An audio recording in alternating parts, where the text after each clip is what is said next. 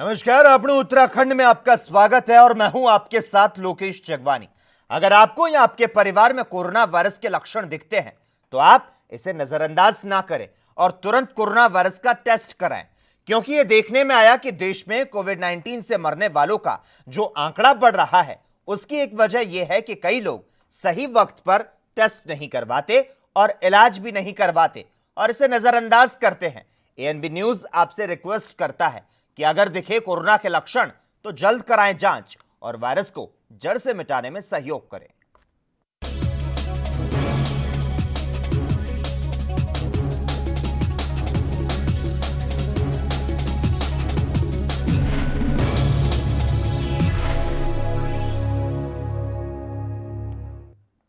प्रदेश में सीएम द्वारा चलाए गए अभियान हर रविवार 15 मिनट डेंगू पर वार के तहत साफ सफाई का सिलसिला जारी है। आज यानी कि रविवार को प्रदेश के कैबिनेट मंत्री मदन कौशिक ने अपने घर में गमलों में या खाली पड़े बर्तनों में जमा पानी को बाहर निकाला और प्रदेशवासियों से अपील की कि अपने घरों में पानी जमा ना होने दे।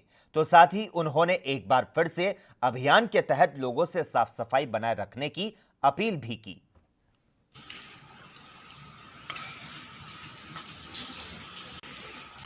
मित्रों,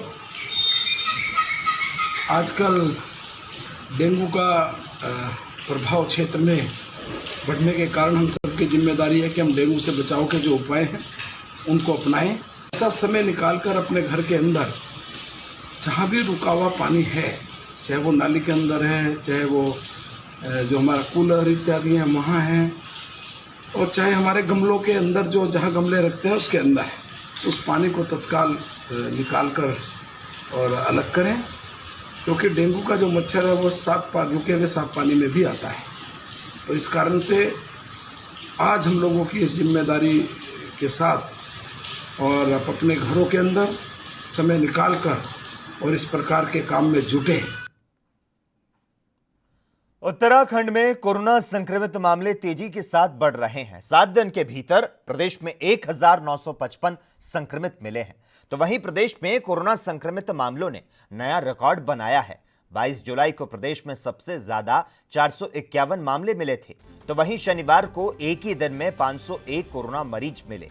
देहरादून जिले में कोरोना का कहर जो है वह थमता हुआ नजर नहीं आ रहा। हालात ये हैं कि अब प्रतिदिन 50 से ज्यादा संक्रमित मरीज जिले में आ रहे हैं। मौत का आंकड़ा भी लगातार बढ़ रहा है। बीते एक सप्ताह में जिले में कोरोना संक्रमित 23 लोगों की मौत हो चुकी है। प्रदेश में अभी तक सबसे ज्यादा मौतें और सबसे ज्यादा संक्रमित देहरादून जिले में आए हैं।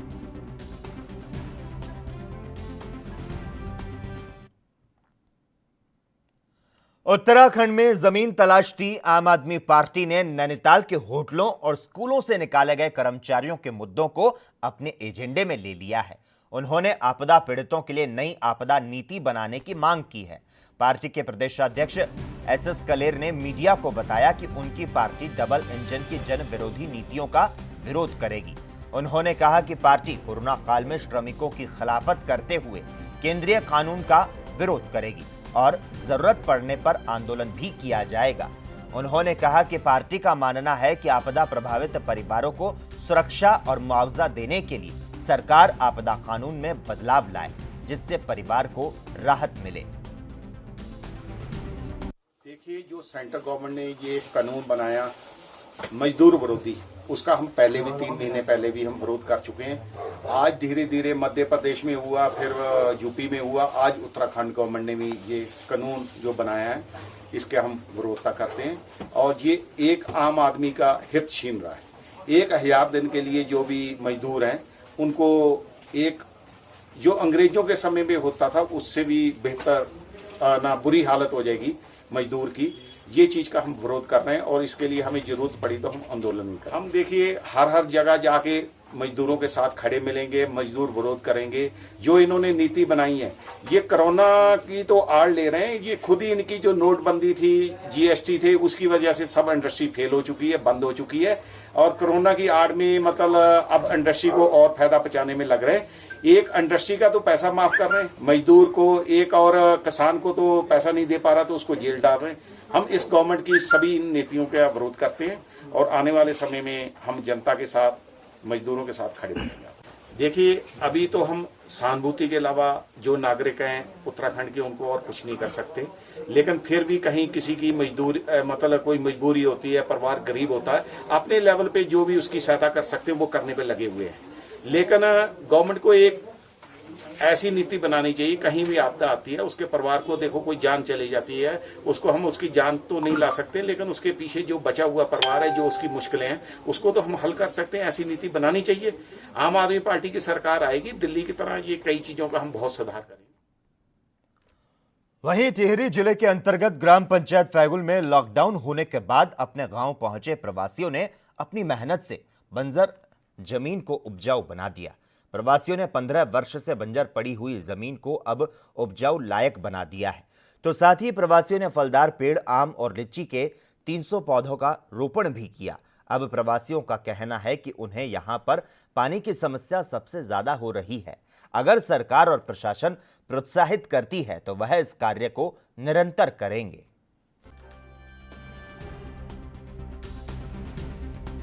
एक महीने से यहाँ पे काम कर रहे हैं और हम दिल्ली में थे और सारे लोग होटल इंडस्ट्री में नौकरी करते हैं और दिल्ली से हम आए हैं। हमने लगभग यहाँ पे 20-25 नाली जो ज़मीन है वो भूमि सुधार किया है। सरकार से हमारी यही मांग है कि हमारे जो यहाँ हमारी ज़मीन है उसके लिए पानी मुहैया किया जाए और जो लोग यहाँ पे एक महीने से रोज़गार कर रहे हैं उन लोगों को गारंटी रोज़गार के तहत थोड़ा बहुत दिहाड़ी मिल जाए ताकि वो अपना घर बार चल जाए। और हमने यहाँ पे आम और लीची के पेड़ लगाए हैं और साथ में नींबू जो सागवान बागवानी में आते हैं उनको लगाया। और सरकार से हम ये उम्मीद करते हैं कि जो अभी भी हमारी बंजर भूमि है हम उसको तुरंत तत्काल जो है सही वो भूमि सुधार के माध्यम से उसको हम सही करें और हमारे को कुछ रोजगार का साधन किया जाए। बहुत ज़्यादा लालटेन वगैरह जम गई थी, जो पेड़ है जंगली, इसका सुधारीकरण कर दिया हमने। 20-25 दिन से हम लोग लगातार आ रहे हैं, लगे हुए हैं। और खेती में आपको तिल गात दाल वगैरह बो दी हमने, जो बरसात पे निर्भर है। अगर पानी आएगा तो आने वाले भविष्य में हमारी खेती और अच्छी उपजाऊ होगी और फलदार वृक्ष भी लगा रहे हैं ताकि हमारे आने वाले भविष्य में सबको मिलेगा। तो ये हम सरकार से प्रार्थना करते हैं कि भाई ये पानी का हमारा सुधारीकरण हो जाए। उधर बीजेपी प्रदेश अध्यक्ष बंशीधर भगत के जन्मदिवस पर मसूरी बीजेपी मंडल की ओर से शहर के कई क्षेत्रों में पूजा हवन के साथ ही राशन वितरण और वृक्षारोपण कार्यक्रम का आयोजन किया गया, जिसमें विधायक गणेश जोशी ने शिरकत कर प्रदेश अध्यक्ष की दीर्घायु की कामना की। विधायक गणेश जोशी ने मीडिया से बातचीत करते हुए एक बार फिर राहुल गांधी पर निशाना साधा और राहुल गांधी को पप्पू खान कह दिया। विधायक जोशी ने कांग्रेस कार्यकर्ताओं की ओर से उनका पुतला फूंके जाने पर कहा कि हो सकता है कांग्रेस कार्यकर्ताओं को राहुल नाम बुरा लगा हो, क्योंकि लोग अक्सर उन्हें पप्पू कहते हैं। विधायक जोशी ने कहा कि कांग्रेस कार्यकर्ताओं को पुतला फूंकने की जगह राहुल गांधी का मानसिक संतुलन जो खराब हो गया है उसका इलाज कराना चाहिए।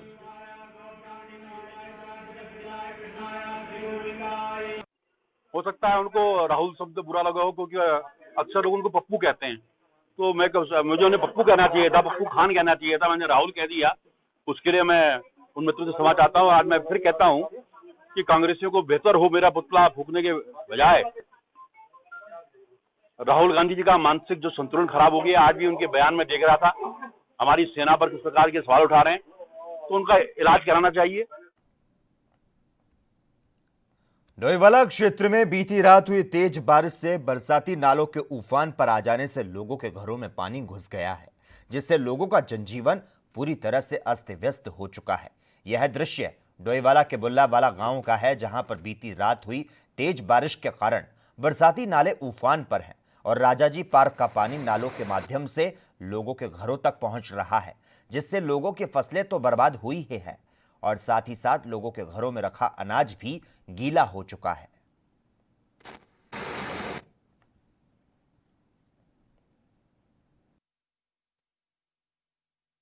नेशनल पार्क हमारे से सटा हुआ जो पार्क है, भारी बारिश के कारण अक्सर हमारे यहाँ बरसात में बाढ़ आ जाती है। हमारी सरकार से मांग है कि इस बाढ़ का दोनों तरफ पुस्ते बनाकर और एक रो में देके पानी को बाढ़ से बचाया जा सकता है। लोगों के घरों में पानी घुसा है, अनाज का नाश हुआ है और फसलें बर्बाद हुई हैं। गन्ने की फसलें, मक्की की फसलें, इस तरीके की काफ़ी फसलें बर्बाद हुई हैं। और लोगों के रात को अचानक पानी आने से जिसके घर में किचन में और अनाज के भंडारों में पानी घुसा है, वो सब खराब हो गया है। जिला मुख्यालय टिहरी के बीजेपी कार्यालय में आज जिले के बीजेपी कार्यकर्ताओं बंशीधर भगत का जन्मदिन धूमधाम से मनाया गया और एक दूसरे को मिष्ठान वितरित किया गया।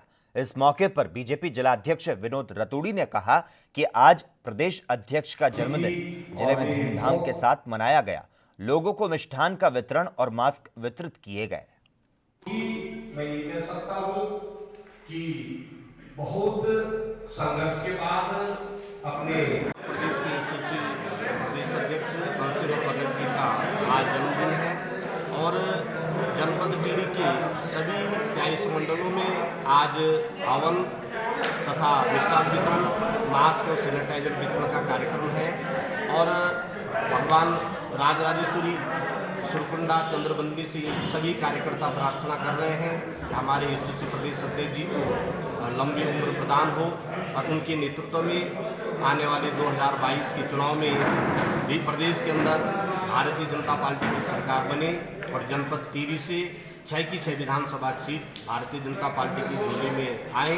इसी शुभकामनाओं के साथ सभी कार्यकर्ता अपने यशस्वी प्रदेश अध्यक्ष जी की दीर्घायु की कामना कर रहे हैं। अगर आपको यह मालूम हो जाए कि तालाब में एक नहीं, दो नहीं, बल्कि 3-3 मगरमच्छ हैं, तो यकीनन आप उसके पास से भी नहीं गुजरेंगे।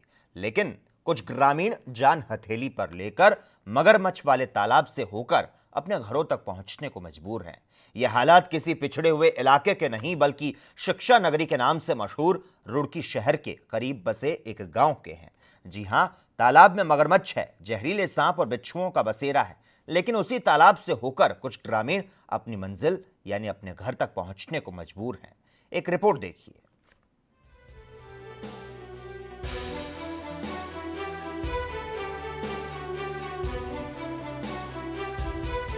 रुड़की के पिरान कलियार विधानसभा का गांव तेलीवाला जनप्रतिनिधियों और अधिकारियों के लिए एक ऐसा आईना है जिसमें तमाम दावों और वादों की तस्वीर साफ दिखाई पड़ रही है।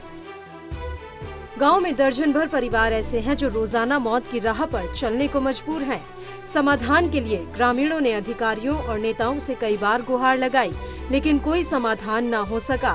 थक हार कर ग्रामीण अपनी बेबसी पर आंसू बहा रहे हैं। दरअसल गांव में तालाब है। तालाब के आसपास कुछ ग्रामीणों के मकान हैं।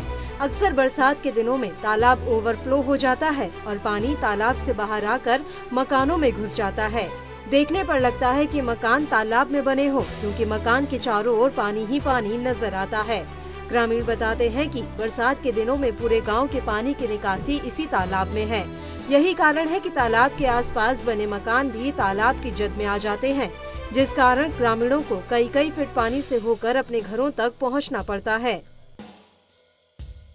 बहुत हमारी और पानी बहुत भर जाता है, गले गले पानी आ जाता है, निकलने वाली हो जाता है हमारा।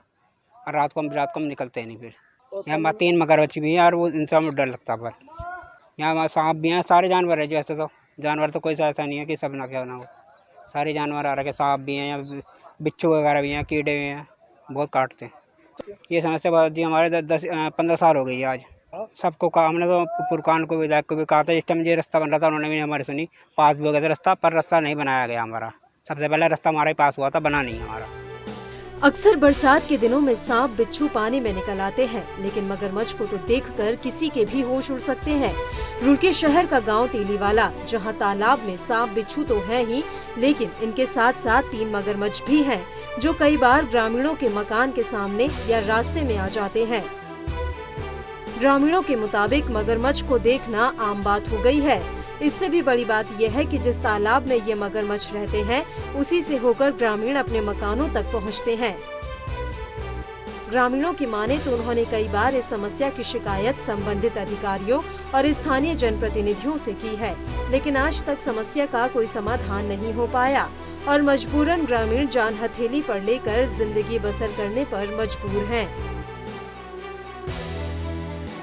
ये तेलीवाला पाटली जो गाँव है, यहाँ के आसपास के जो गांव का पानी है ना, सभी पर इकट्ठा होता है। और यहाँ पे मगरमच्छ भी है, बिच्छू है, सांप भी है, और यहाँ पे बच्चे भी है छोटे छोटे। काफ़ी खतरा भी है उनको। रात को कभी कभी पैरा भी लगाना पड़ता है मगरमच्छ के लिए।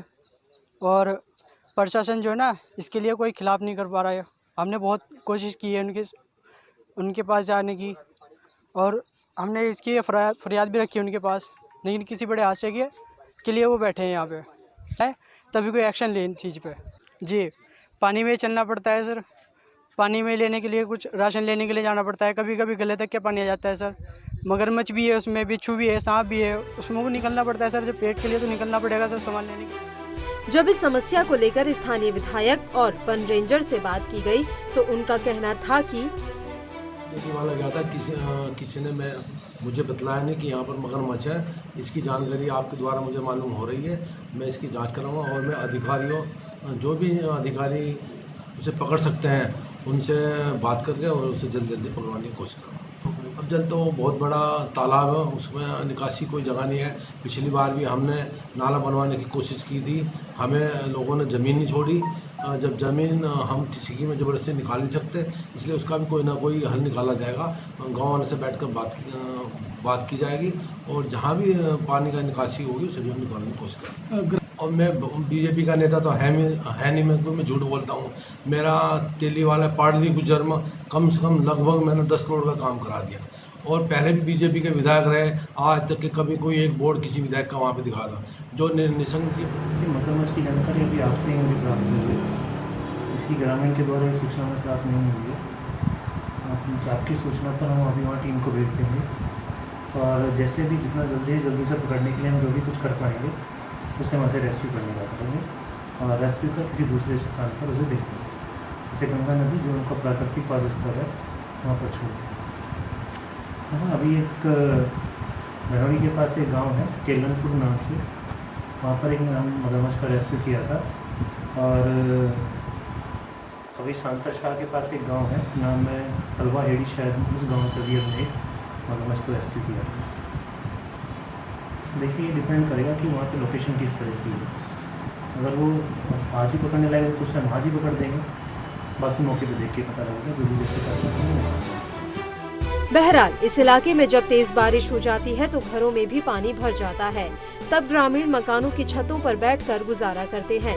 जहरीले जानवरों से पहरा देना पड़ता है। घरों में छोटे छोटे मासूम बच्चे हैं जिनकी चिंता उनको हमेशा सताती है। ग्रामीण बताते हैं कि जनप्रतिनिधि चुनाव के समय उनके पास आते हैं और बड़े बड़े वादे कर वोट हासिल कर लेते हैं, लेकिन उसके बाद वहां आकर भी नहीं देखते। समस्याओं से निजात दिलाने का दम भरने वाले अधिकारी भी बेखबर बने बैठे हैं। वाकई में यहाँ के हालातों को देखकर लगता है कि शायद किसी बड़े हादसे का इंतजार किया जा रहा है। PNB न्यूज के लिए रुड़की से संवाददाता अरशद हुसैन की रिपोर्ट।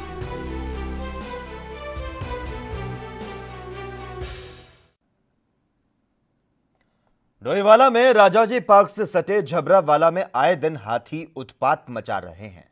हाथी धान और गन्ने की खेती को पूरी तरह से रौंद रहे हैं।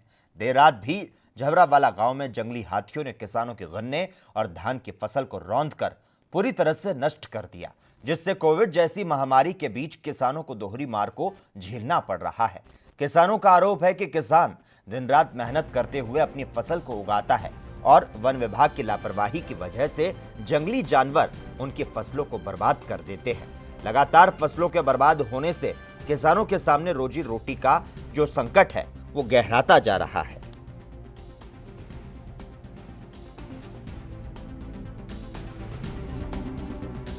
वन मंत्री जी से एक लेटर दिया था तो उन्होंने 1 किलोमीटर इसको सुरक्षा दीवार को पास कर दिया है और इससे लोगों को काफ़ी राहत मिलेगी और जो बची हुई सुरक्षा दीवार है उसको आगे प्रस्ताव में रखकर पूरा किया जाएगा।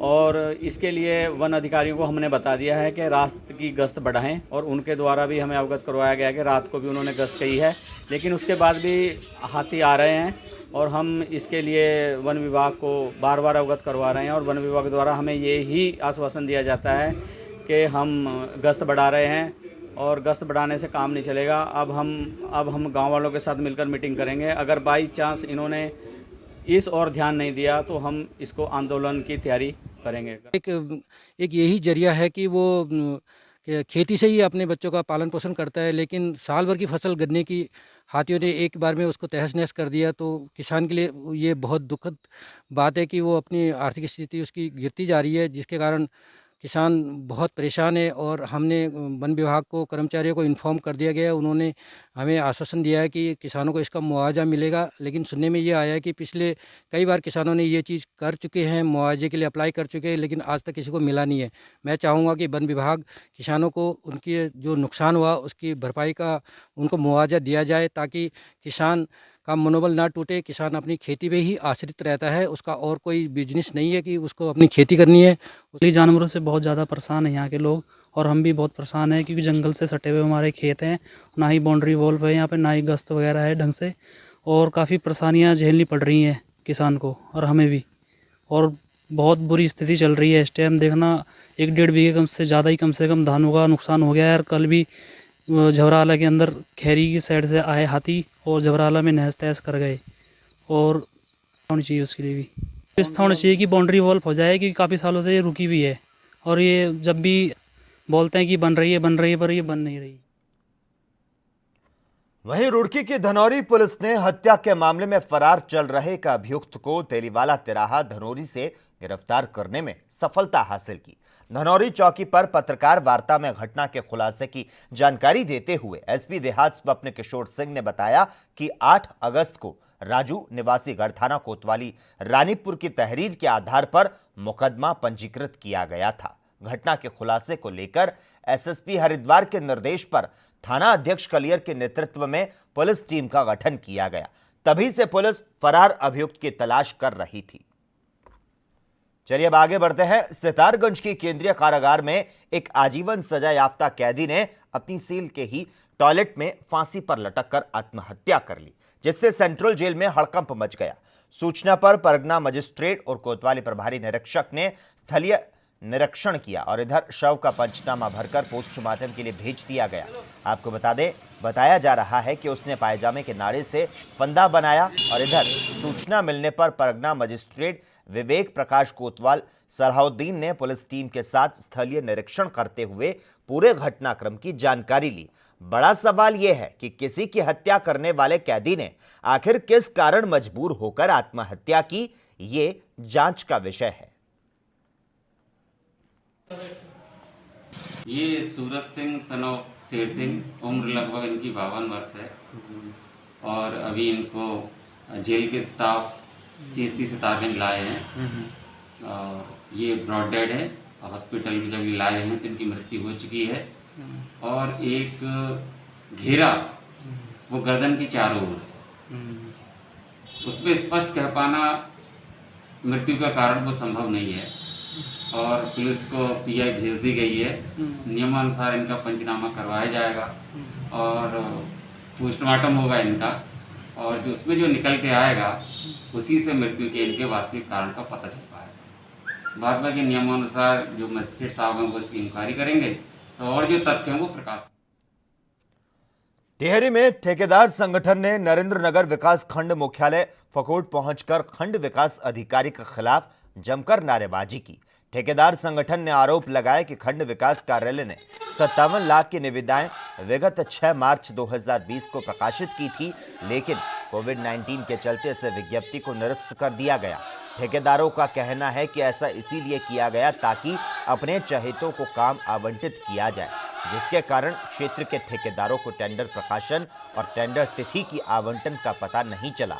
ठेकेदार संगठन ने कहा कि बाहरी क्षेत्र के अखबार में निविदाएं विज्ञप्ति के भनक तक नहीं लगी और कार्य अंदर खाने अपने चहेतों को दिया गया।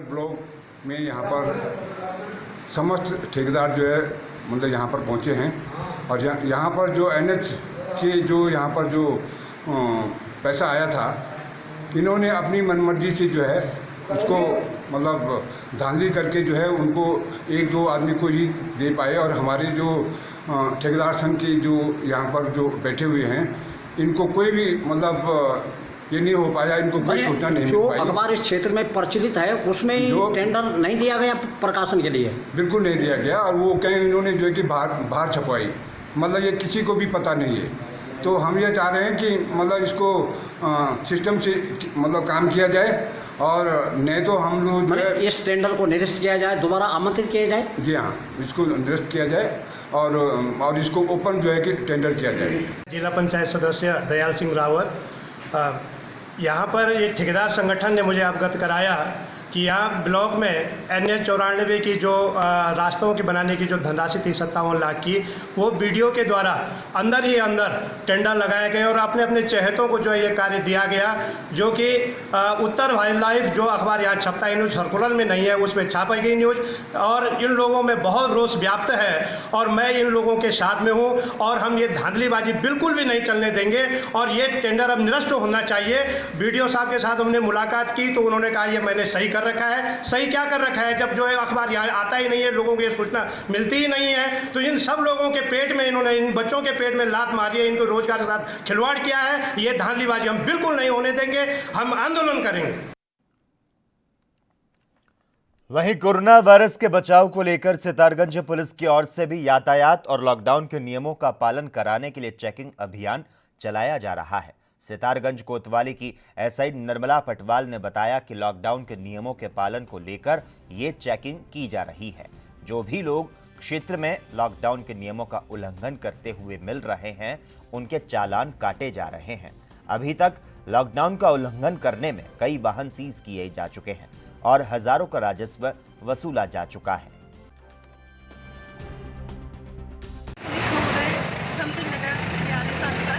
समय समय पर हर जगह जगह पे चालान अभियान चल रहा है, जिसमें बिना जो हेलमेट पहने हुए और जो सोशल डिस्टेंसिंग का पालन नहीं कर रहे और जो ये लॉकडाउन में उधर जो अनावश्यक घूम रहे, इन सभी के खिलाफ और बिना मास्क के जो इनके खिलाफ एक अभियान चलाकर जगह जगह पे चालान की कार्रवाई की जा रही है और अभी तक हम लोगों ने कम से कम 20 से ऊपर चालान कर चुके हैं। वहीं मसूरी शहर के लंढोर कैंट में स्थानीय बच्चों के फुटबॉल खेलने को लेकर दो पक्षों में विवाद हो गया। देखते ही देखते यह विवाद हंगामे में तब्दील हो गया। हंगामे के दौरान हिंदुस्तान जिंदाबाद और जय श्री राम के जमकर नारे लगाए गए।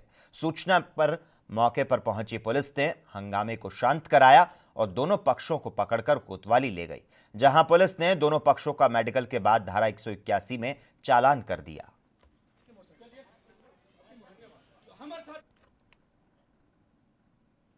और इसी के साथ ही अपने उत्तराखंड में इतना ही, लेकिन देश और दुनिया की तमाम अहम खबरों के लिए लगातार आप जुड़े रहिए और देखते रहिए ANB न्यूज़।